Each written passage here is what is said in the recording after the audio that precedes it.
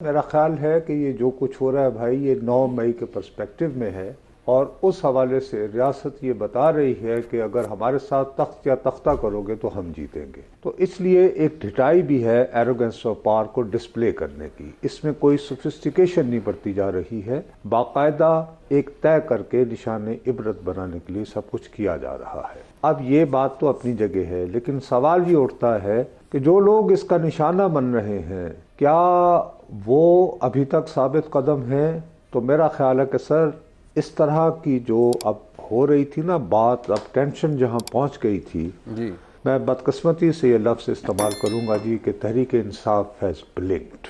मैं दोबारा आपको कह रहा हूं कि जब आंखों में आंखें डाल के आप मैदान में खड़े हों तो बुशरा बीबी का अडियाला जेल की बजाय बन्नी गाला जाना जो है, इट शोज़ कि कहानी मुक गई।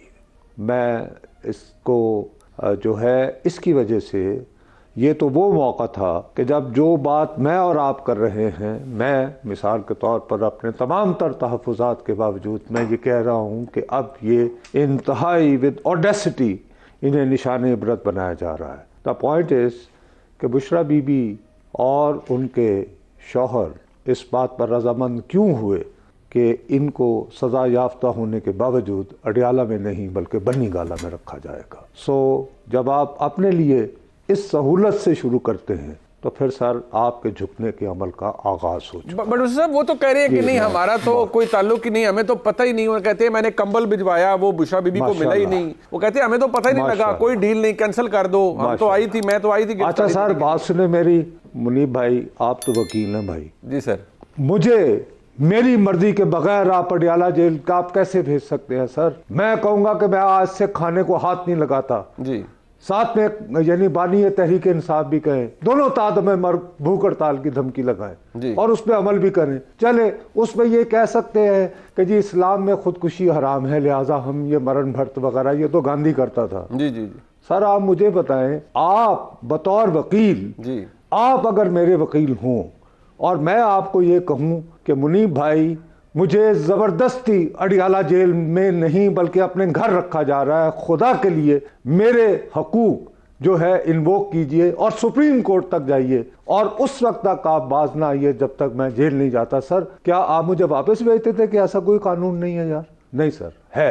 आप अगर वाकई जाना चाहते हैं तो आप जाते हैं और ये फिर अब इसमें ये निगोशिएशन हुई है। सर आप मुझे बताइए कि सजा तो सुना दी गई 1.5 घंटा पहले जी, तो अदालत बर्खास्त होगी ना भाई? बिल्कुल ऐसे ही। तो फिर ये जेल का फाटक क्यों खुल जाता है बुशरा बीबी के लिए? कौन से कानून के तहत सर? मुझे वो कहते हैं मैं गिरफ्तारी, जब मुझे पता चला तो मैं आ गई गिरफ्तारी में, रस्ती मुझे इत्तला मिली जी। हाँ जी, मैं तो सरेंडर करने आई थी। मैंने इस पे अमल किया सर। वही है ना कि जे मैं जान दी जगह ने मर जाना, एक दिन में 2 जम दी, बहादुरों की तरह वो यूं गिरफ्तारी देने पहुंची और यूं जेल का फाटक खुल गया। किस कानून के तहत sir? For God's sake, please tell me ना कि इन्फॉर्म किया, उन्होंने कैमरे लगाए हुए थे और काली यानी गाड़ी में नजर सर बात की है नुसरत साहब, आप भी मुस्लिम लीग नून का एजेंडा सर गल है ना, उन्होंने कह देता है तुसी मुस्लिम लीग नून का एजेंडा टो कर रहे हो सर। जेड़ा साफी ये गल करेगा, जो ये बात करेगा वो मुस्लिम लीग नून का एजेंडा टो कर रहा है। बात है ना मेरे सर, खुदा के लिए आप PMLN के जरा ट्रोल्स में जाइए।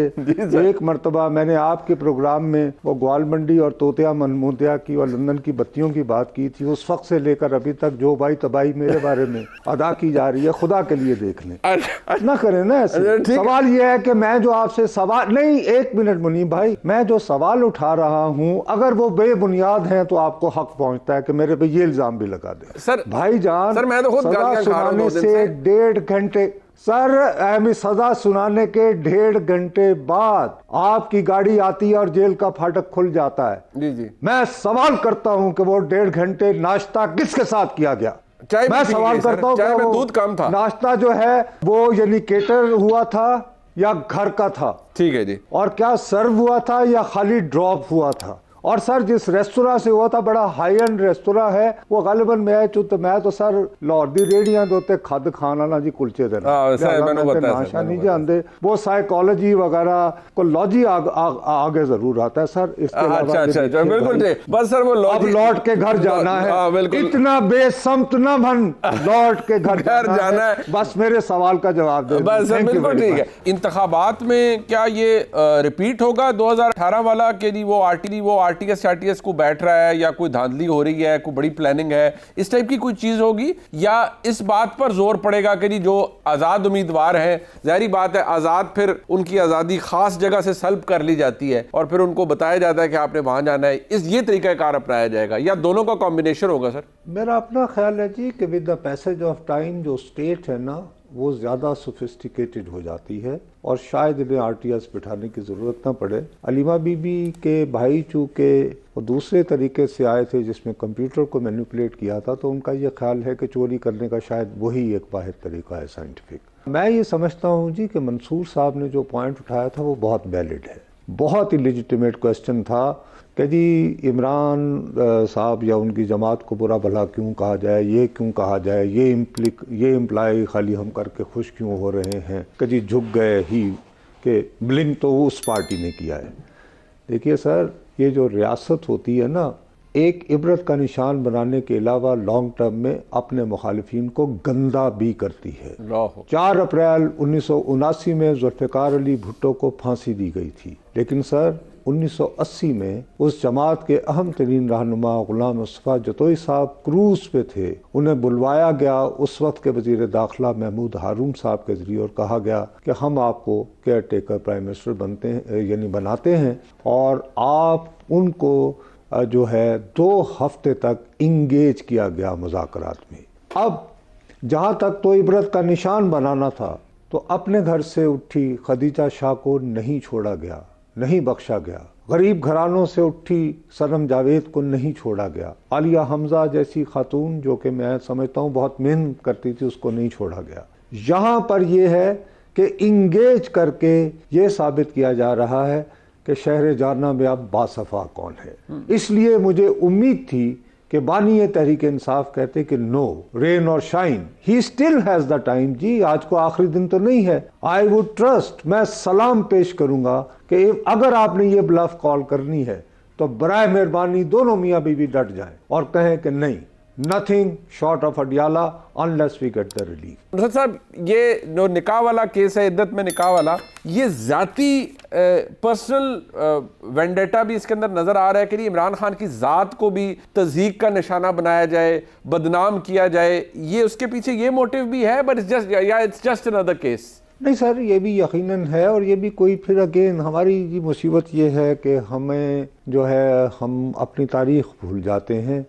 मुझे अभी तक याद है जी कि अब नेशनल अवामी पार्टी पर भी इसको कलअदम ठहरा कर पाबंदी लगा दी गई थी कि जी ये पख्तूनिस्तान की हामी है, इंडिया से पैसे लेती है वगैरह वगैरह। उसकी जगह सरदार शेरबाज मज़ारी साहब ने बनाई थी जी NDP, नेशनल डेमोक्रेटिक पार्टी, और उसमें शामिल थी बेगम नसीम वली खान जो हैं, एक पख्तून खातून होते हुए वो घर से बाहर आ गई थी। तो सरदार शेरबाज मज़ारी और बेगम नसीम वली खान साहिबा ये दोनों लंदन गए हुए थे किसी कॉन्फ्रेंस में या कोई मीटिंग या कोई और मसला होगा। वहाँ पर पूरे अखबारात में अगर रिकॉर्ड में कोई जाए तो आप देखेंगे कि हमारे उन दिनों के जो मशहूर तरीन अखबारात थे उनके सफ़ा अव्वल पर खबर थी कि बेगम साहिबा बेगम नसीम वली खान लंदन के फ्लास स्टोर से एंडीज जो हैं वो चोरी करते हुए पकड़ी गई हैं। तो it was such a third rate below the belt kind of campaign जो बंदा सोच ही नहीं सकता, लेकिन ये चली है, इसी मुल्क में चली है।